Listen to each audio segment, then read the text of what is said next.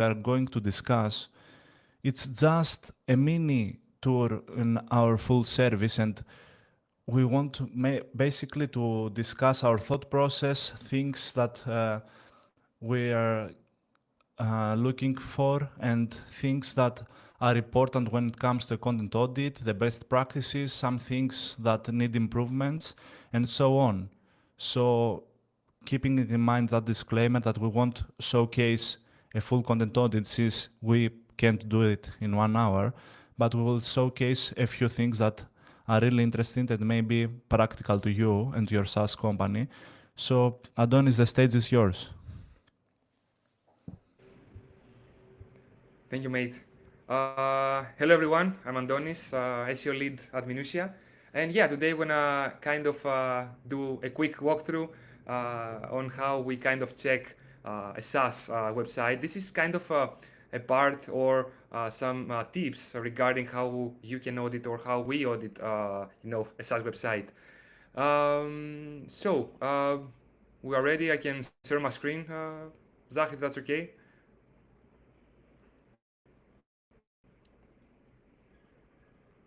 All right, let's go. Setting here.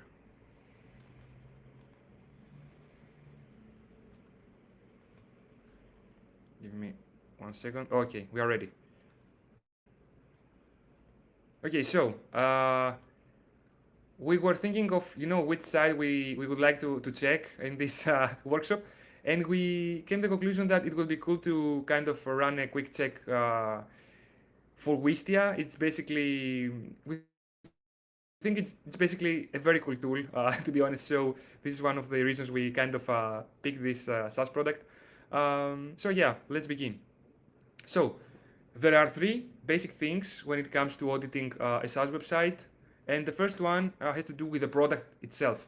So before we do anything, especially if this is like a website we haven't done any keyword research or any content briefs or haven't worked on anything for the brand, the best thing is to just begin by understanding the product. Like, what is this SaaS product about? So going here, let's say it's good to get a holistic overview of what are the main features, what are the use cases, what are the capabilities, what are the different ways someone can, for example, someone can request a demo, or basically understand what the product is about, what is the ICP, and of course, when we are in engagement with a client, of course, we're getting information from the client to better, create our view and understanding for this particular SaaS product. So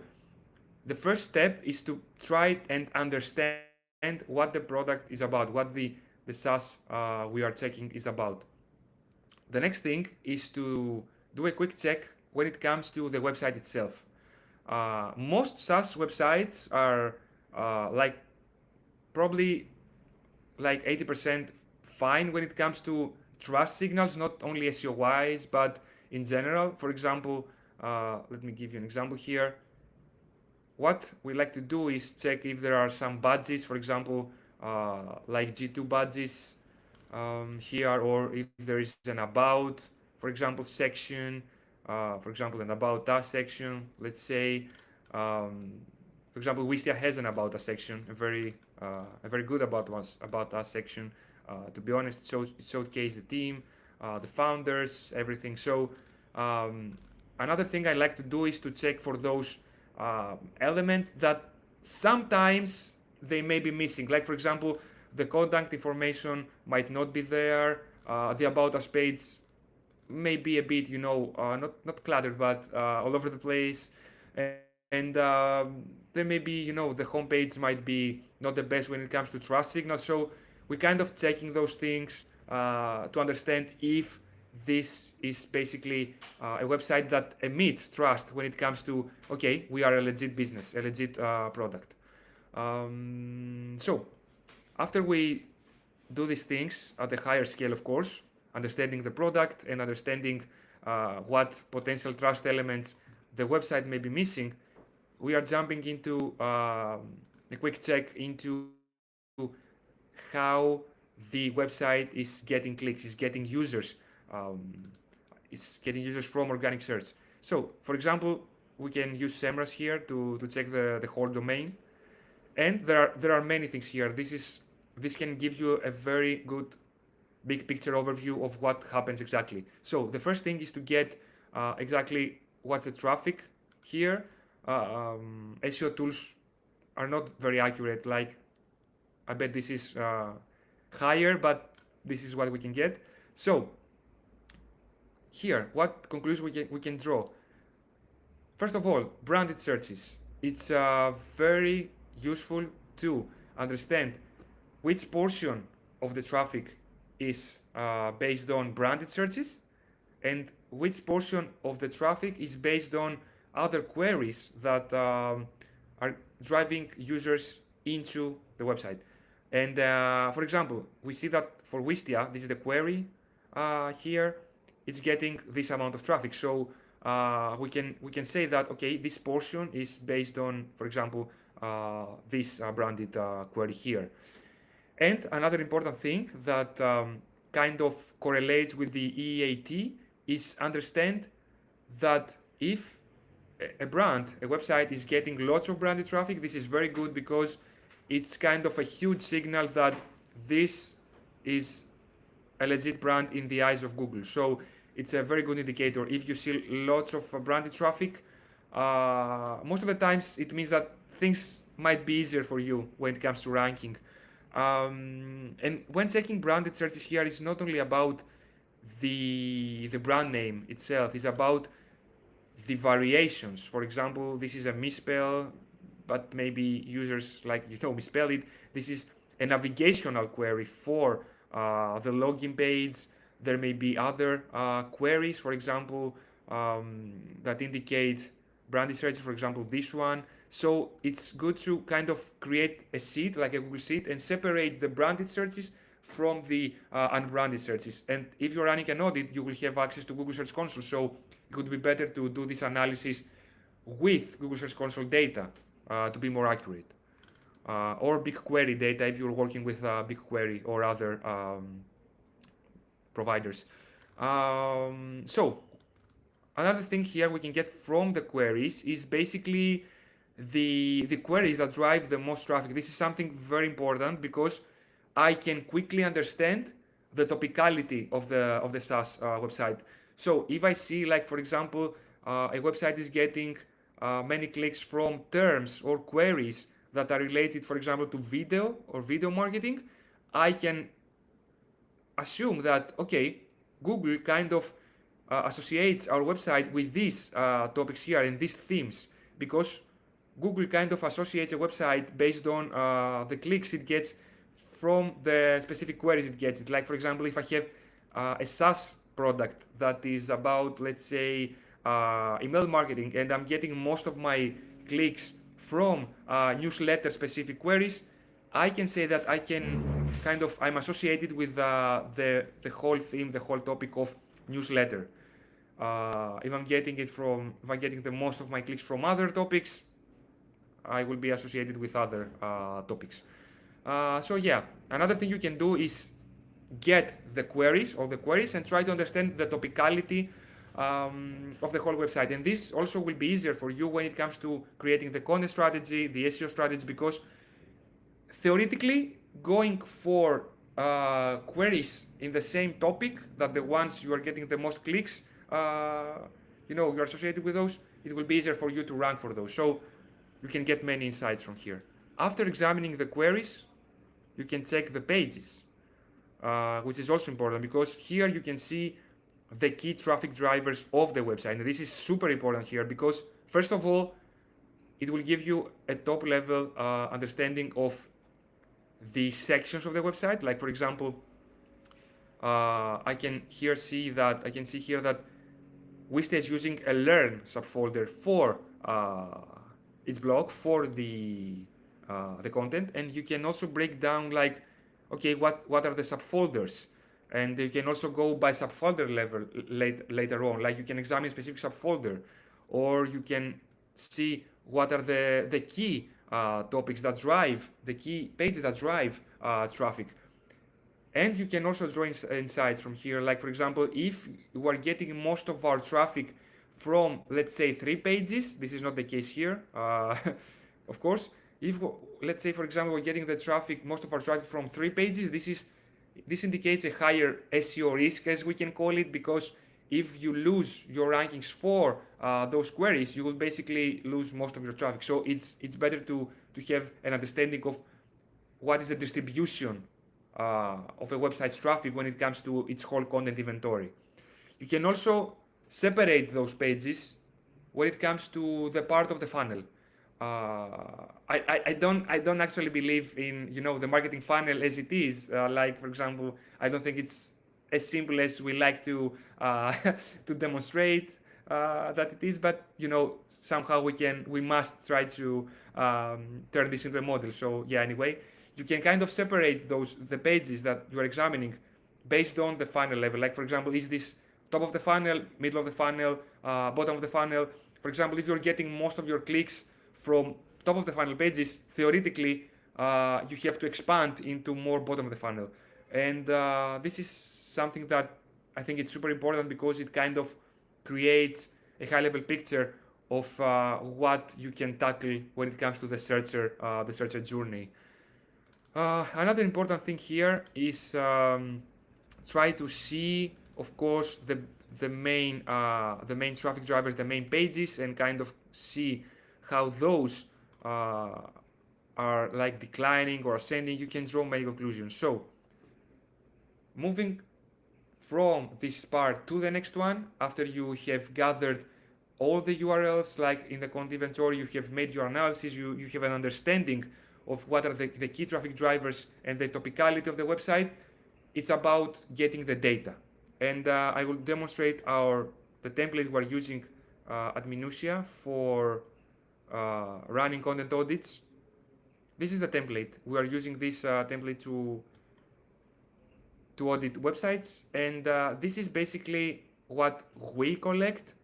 Of course, if you use your own templates, you can change it, you can modify it, you can add things, or do things your way, but this is basically how we are doing things.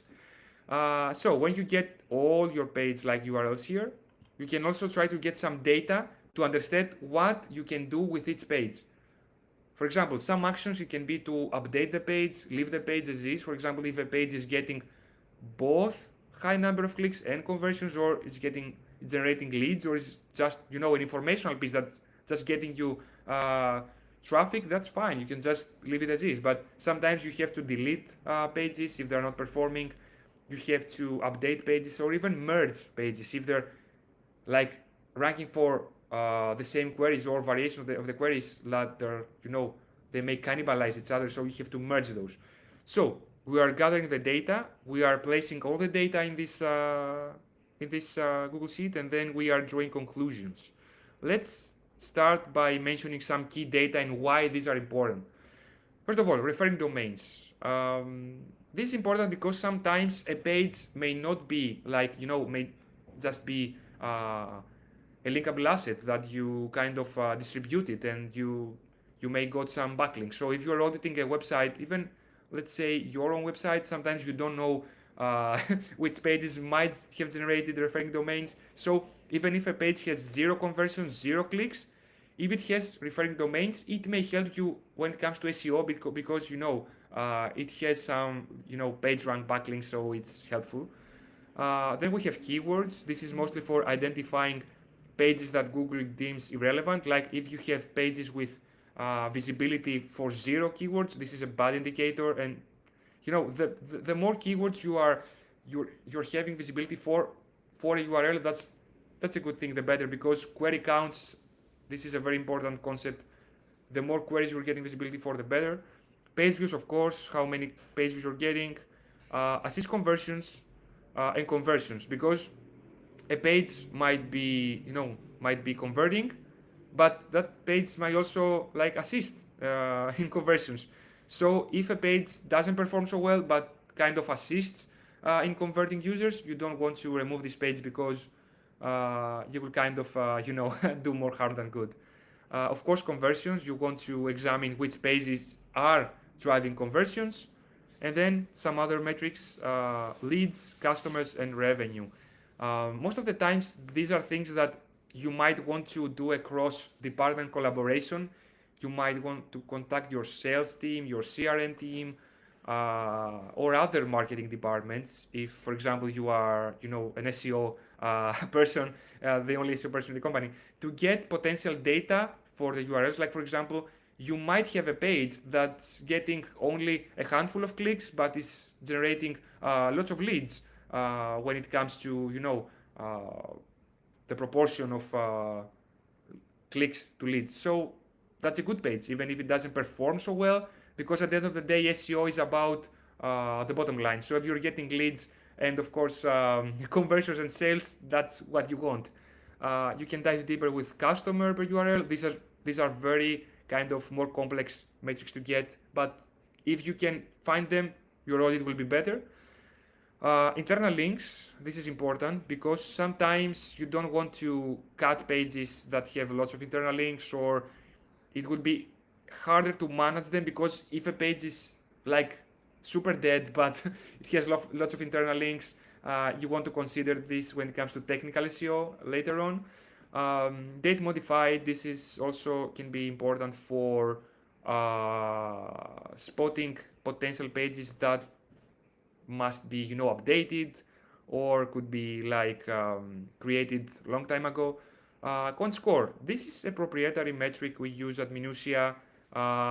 We use some functions in this Google Sheet to kind of calculate the content score based on specific weights.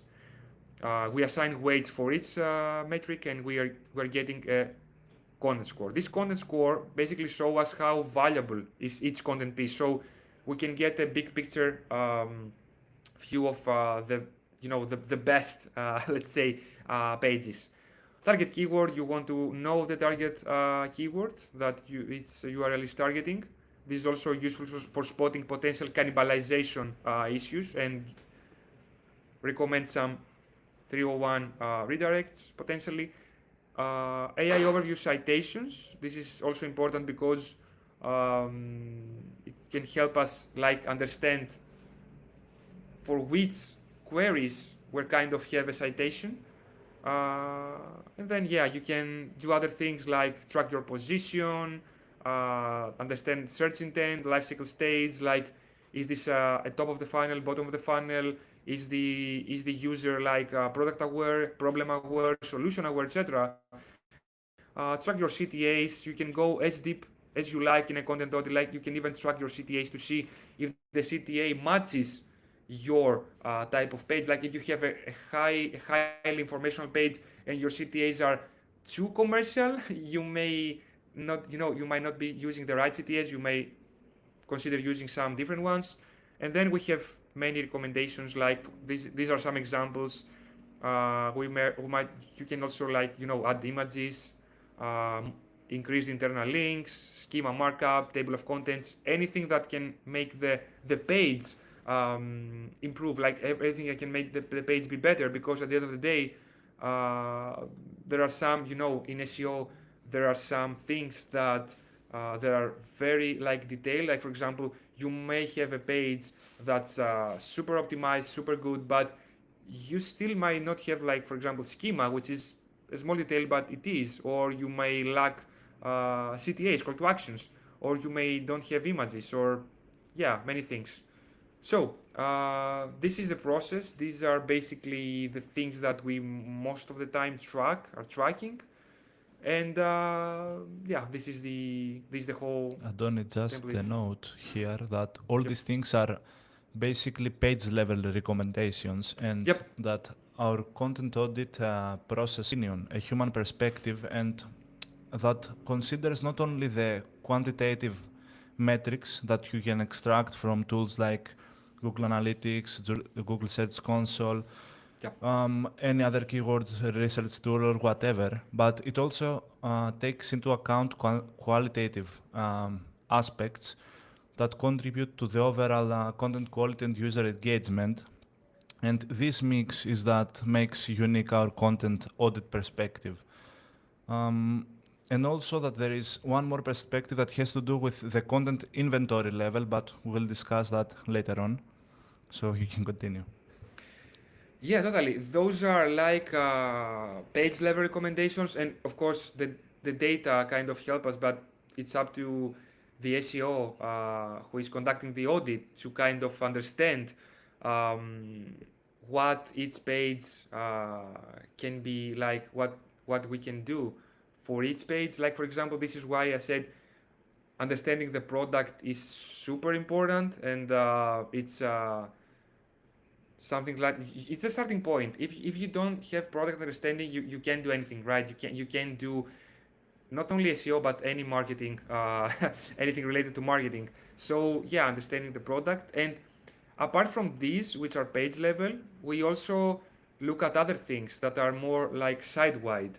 For example, we may check, as I said, if there are badges, trust badges missing from the site. We check if there is about us, if that about us is complete.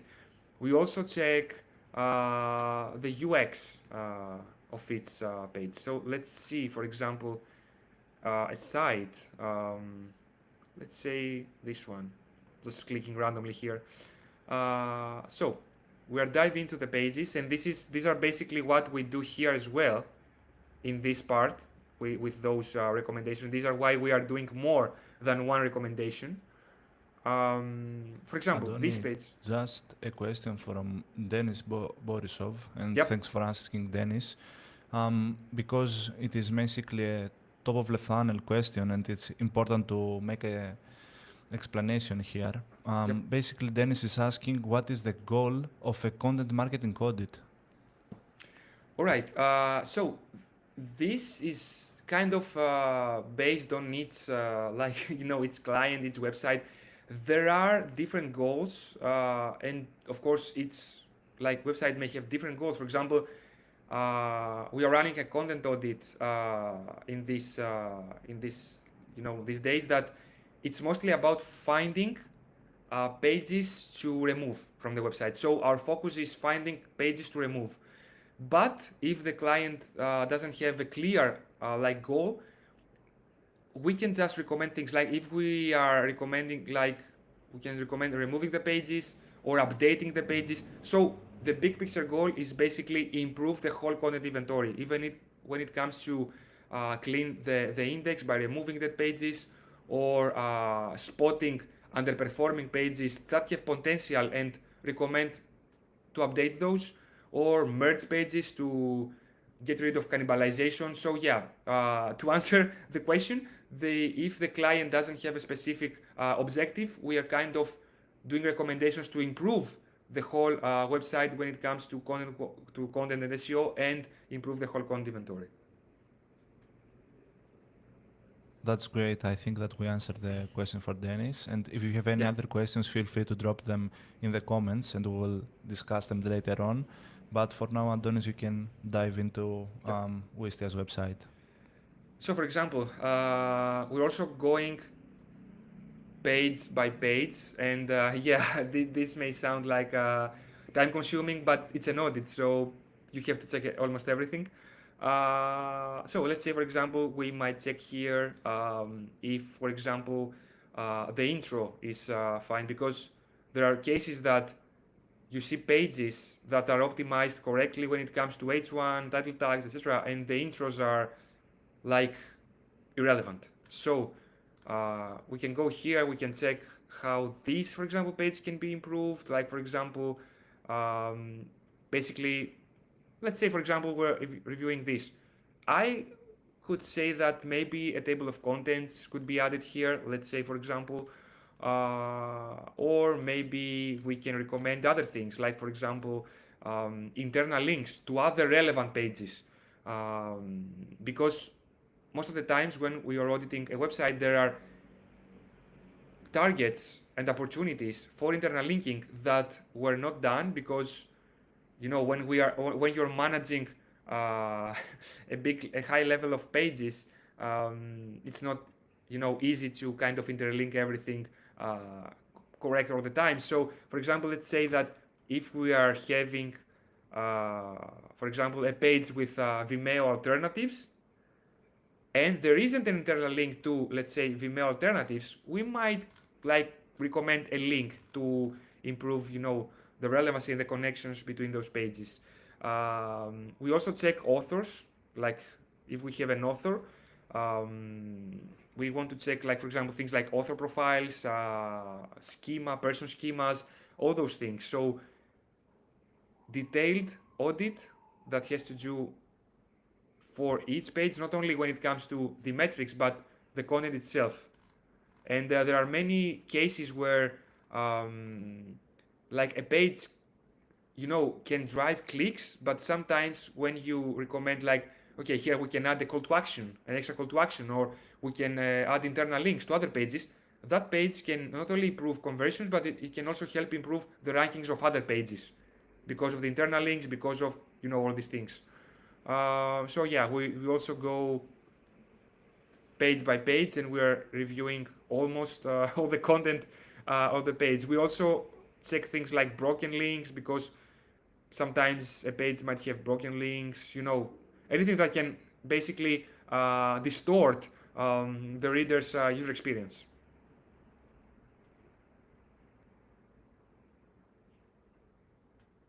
Any questions So Antonis, so is far? it a good, yes, is it a good place to leave one more question from Dennis? Okay. Also, Dennis is asking about how often should we do a content audit? That's a very good question. I would say that most of the times, yeah, I would say the classic SEO thing, it depends. But yeah, I would say that it has to do with the how big of a content inventory you have. Like, for example, if you have a particularly like small content inventory, let's say 20 articles, let's say 20 content pieces, you can do your audits like you can do more audits, like, for example, annually. But if you have a larger content inventory, you can spend like most of your time in doing audits all the time, because this is a time consuming process. And I would say for more like larger websites, twice per year would be cool. And this also has to do with events, like, for example, if there is like an algorithm update, and you are seeing some changes in your rankings after the update, it's good to do a content audit. So there is also the ad hoc element, but yeah, it has to do with the number of pages most of the times, and the updates of of Google. I believe that's clear. And also, just to say that at Minuttia, we basically run content audits for bigger content inventories. So, Yeah. and I believe that the value of a content audit is basically for a larger content inventory where there is the opportunity to improve a lot of things, and also there are opportunities even to optimize pages and the whole inventory to another level. But it makes sense also to websites with smaller amount of Yeah. pages, but it doesn't make sense to assign it to an external partner most of the times. Yeah, and audits are also good, because if you have a big content inventory, for example, I have audited a website with over 1,000 blog posts, and most of the, many blog posts were not getting clicks. So those were actually dead pages that were kind of, how can I say, they were creating a dirty index, which is something bad, especially in those eras with all those updates. So it's good to kind of run an audit initially, like if you are taking into, like, you are a new SEO in a Saas company, or you haven't done any SEO audits. It's good to start with an audit, because it will give you so many insights into what's happening to the website, and what are potential like reasons of the website's whole performance. Like, it's super important. That's great. So, Antonis, you can go on. Yeah, that's most of the things I can share right now. There are other things we recommend. For example, we can recommend some CRO things, like for example, CTAs, banners, pop-up elements, not the classic pop-ups, the classic spammy pop-ups, but other things that for example, like exit intent pop-ups, or some things. We can also we also check at other things, like for example, let me show you. Let's say I'm going to the blog. This is, as I said, the Learn subfolder. And if we see that, let's say, a company is investing lots of resources um, to create informational content, let's say, and let's assume that this is kind of a more mature brand when it comes to the authority based on the brand searches and the website authority. We also recommend strategic. We also give strategic inputs.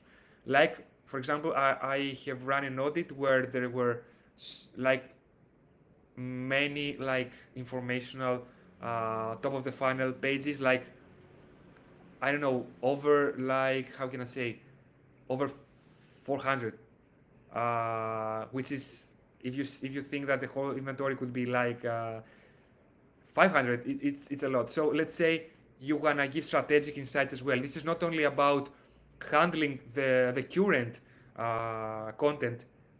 You can also get insights based on what the strategy will be. Like if you see that, okay, we're getting so many traffic from top of the funnel content, we have established our topicality because we're getting clicks. We can now start targeting more commercial queries, and you can also start creating other tactics. You can also see that, okay, we don't have any linkable assets. Let's say, for example, we can start creating some linkable assets that are associated to the topic that Google kind of thinks we are relevant with. That will be based on, as I said, your queries, your top queries, your clicks, your high pages, your top performing pages.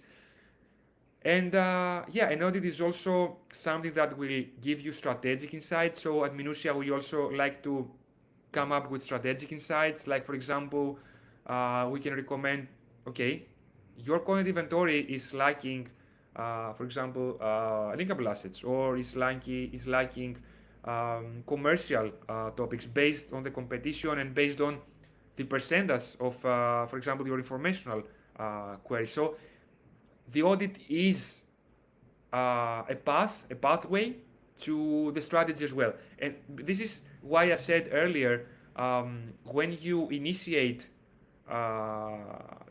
like an SEO work, like an SEO, let's say, project. I don't like using the term project because SEO is it's something you do continuously. When you initiate SEO for a brand, it's super important to start with an audit, because it will also shape your idea of what the strategy and the next steps will be. Totally agree with you, Adoni. Can you also, as I saw earlier in your screen, you were in the Wistias Learning Center, Yep. and as I saw, it was a subfolder, Yeah. /learn, and from there you can find some resources. Can you Yeah. say a few things about the importance of site architecture, and if you can also visit one of these resources and discuss a few things or best practices that you can see right away and Yeah. that most brands or even SaaS companies can follow? Well, there are many advantages to having a clear URL structure. Basically, I want to say a couple of things. First of all, how your website is kind of structure is not the same as URL structure because how a website is structured mostly has to do with how its page is connected to each other, which is about internal links. URL structures are important because you can audit them a lot easier. Like for example, if let's say let's go to SEMrush for example. Okay, apart from the learn, I also see that yeah, there are some subdomains here. Yeah, it seems the learn is the basic con folder. There's also this series subfolder here. So what I want to say here is that it makes auditing and checking things easier. You can just check a subfolder, which means you can audit a specific subfolder or even compare specific subfolders of how they perform. And for SaaS companies, they can have like almost everything. They can have their blog here. They can have the integrations, their integrations, use cases, the comparisons, everything. But having subfolders is useful because you can actually audit them easier. And another advantage of having subfolders is because when it comes to redirecting things, you have it's easier for you to track what can be redirected to where. When it comes to real structures, I would say just use when it comes to your topics, don't use things more than once, but these are foundational level knowledge. So yeah, I would say that the best advantage when it comes to content audit and subfolders is that you can actually check them, like check specific subfolders and make your life easier. Totally. And can we go and visit one page from the resources below and discuss a few things, such as a few Yeah. best practices, things for improvement, as we can. Yeah. Yeah. By the way, I will visit one from the top performing pages here. Yes, let's visit one with traffic. So I'm sure I'm visiting a page with an SEO scope. That's Not a support one. Okay, let's show Adobe Premiere shortcuts. That looks promising and super useful. Okay, so some best practices. I would say that one thing I am a fan of is try to serve the information super quick. Like I'm not a fan of very long and fluffy intros. Intros are good. I mean, you can serve information fast in intros and mention relevant terms and relevant information there. But sometimes many websites just write long and fluffy intros, which is like bad. Like if the intro is like of beginning in this era of etc. or we all know these things etc. I know this is more like creative writing and it may sound cool, but I'm personally a fan of like we are doing SEO, we are more technical here when it comes to you have to do things a specific way. Yeah, that's the disadvantage, let's say, of doing SEO content, but it is what it is. So serve the information fast and Antonis, because before diving into it, just to say that the video that we see in the beginning, it's a very good practice for Wistia, because in the specific SaaS product, it's a video marketing platform. So most of the times a video could be valuable when it comes to product focus content, but at this point, this isn't a product focused content. This is something different. This is a guide about Adobe Premiere, an alternative. But in our case, Wistia is using the video component because it's part of their product. It's important to them to showcase the capabilities of their product and how they use it, even in their own blog. So this might be this isn't something that important for most of the SaaS out there, but when it comes to showcasing your product capabilities, it might be important to showcase these things. Yeah, totally. Even in your blog. And when it comes to SaaS, we're talking about SaaS here. Product involvement is super important because at the end of the day, product involvement is what brings in, the signups and the demo requests. It brings in new users. So this is something, another thing I would mention in a while. So after like checking if your intro is okay, and basically this seems like a good intro because it starts with the main, let's say, the main entity, let's say, that we are discussing here. I had to mention some more technical SEO stuff. So yeah, and key information. We have the headings, it's clear. But yeah, another thing is that another best practice is to have like super clear like structure. You don't want to dilute um, your content here. Like for example, if you're talking about Adobe Premiere shortcuts, that's just start right away with talking about that. Like it's diving into shortcuts super quick, so that's good. And of course, you also want to have your converting elements like call to action banners. It can also be a sided, like let's say sign up, lead capture form here, and other things. And of course, product involvement. Like as you said here, Wistia has a product, a video element here because it's part of who they are. So you also want to mention your product, and this is another case because sometimes we audit SaaS websites and they don't mention the product, even when they could have mentioned the product, because at the end of the day, you are doing SEO to get users. You don't just want to rank, you want to get users. And to get users, you have to mention your product, not kind of bombard the user with okay, these are our features, this is how we do things. No, the level of product involvement should match each query, each topic. Like for example, if I have a super top of the funnel topic, I don't want to be super detailed when it comes to my product because the user might not even know what the topic is. Like for example, a what is X, let's say, topic. But for how to's, like for example, how to do X or alternatives or comparisons, those things, you want to mention specific things when it comes to your product.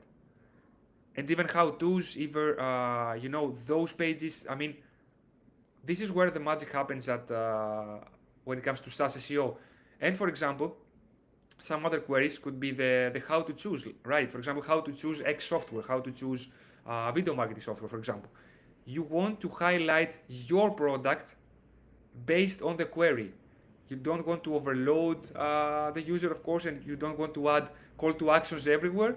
But another best practice is having your product involvement based on the query. So another thing we audit is that this thing, like, is the product involvement spot on, or is it like, sometimes, for example, the product might not be mentioned at all. So yeah. Also, Antonis, one more thing that it might be interesting is that if someone sees this video and wanted to start working with us at Minuttia, what's the process of running a content audit? Like, what are the steps that you will follow from the start to the beginning, from the start to the end, without getting into the nitty-gritty and all these things and that are involved, but just a few things that are important and are valuable to say. Yeah, sure. First of all, we will kind of have a questionnaire to get insights when it comes to specific things for each SaaS company, like for example, ICP, goals, etc. Then we will try to understand what is the goal, as I said earlier. So, what is the goal? Like, are they trying to kind of find pages to remove? Are they trying to find pages to update? Are they trying to find why they are losing rankings? Are they trying to identify if they are in the right direction when it comes to their content strategy? As I said earlier, for example, we are now doing an audit that is mostly focused on finding dead pages or pages that should not be there on the website and get rid of them. because the brand saw like some uh, drops in traffic, and they thought like, okay, we have many dead pages, let's go and remove them. Or they might want to, like for example, we are not getting enough we're not getting enough leads. Why this happened? This can also be answered via an audit. So after we onboard the client, we are trying to understand what is the goal of the content audit. Then we try to understand the product. As I started this workshop with this thing, we dive into the product features, capabilities, use cases. We try to understand why these are important to this specific ICP, and when we have this knowledge, we try to get the data. So we get data from Google Analytics, Search Console. We ask the client, for example, if they have like data for leads, customers, even revenue, if they're tracking those things in their CRM, if they have like specific other information that could be useful to us. And then after we gather all the data, we are placing them in the sheet. We are doing the configurations here to assign the weights, because if we don't have leads, we don't want this metric to be weighted high, because it will affect the content score here. Sorry, where it is? Yeah, the content score here. Antonis, can you share a few things before sharing the most of our process about the content the score and the metrics, the proprietary metrics that we take into account to create the score? It's basically calculated with the weights. Like we can go here to configuration, and we set specific weights for each parameter here. And for example, if we don't have revenue, we are setting this to 0, because we don't want revenue to be like taken into account for the content score. But this is also based on its specific domain and the goals. Like for example, if we are doing an audit, let's say to identify potential updates to improve our leads, we may increase like the weights for the leads or for the conversions or etc. So it basically, and this is something that we manually do. We do manually after we get a understanding of the goals of the company, the content inventory and everything. We kind of set those things, and of course the data we have, because we may not have access to all the data. Like for example, page views, referring domains, keywords, those are easy to get, but customers and leads and revenue are kind of hard. Sure. And after putting all these metrics into the custom weights and also the impact of them in the numbers, then all these things provide us a content score, a number of how important this is. But we don't only, the content score is like to get a quick and dirty view of how each URL kind of performs and its importance, but we are doing things based on our judgment. So we're going here, we examine the data, we try to tie its URL and the data based on the goals of the business, and then we are coming here and we are doing the recommendations. Mm-hmm. So after we get the data, we analyze the data and we're drawing conclusions, and after we draw a conclusion for each URL, we kind of set the recommended actions for each URL. This is the process, at least when it comes to this part, because there are other parts as well. Mm-hmm. That's great. And also, let's see if we have any remaining questions. Okay, I don't see anything else, so I believe this. And I want to say to wrap up. Yes. I want to say one last thing. After we do these things here, we also have a document that we are doing other recommendations, as I said. Like for example, We recommend things on improving the content, adding CRO stuff, improving EAT by adding elements, improving the content as a whole, even accessibility. If there are some things that are super bad for accessibility, we will highlight those. So we also have another document with extra recommendations that we will find during our audits, our audit, because we, as I showed earlier, we also dive into the content and the website as a whole. So we are getting insights, and we're sharing those. That what else can be improved apart from those URLs. Mm-hmm. Totally. So I don't see anything else. So I believe it's a good time to wrap this up. Thank you all for watching us and for participating. This recording will be live on YouTube and also on LinkedIn, so you can watch it on your own time. And if you have any questions, feel free to reach out to me or Antonis on LinkedIn, or even to our team at Minuttia.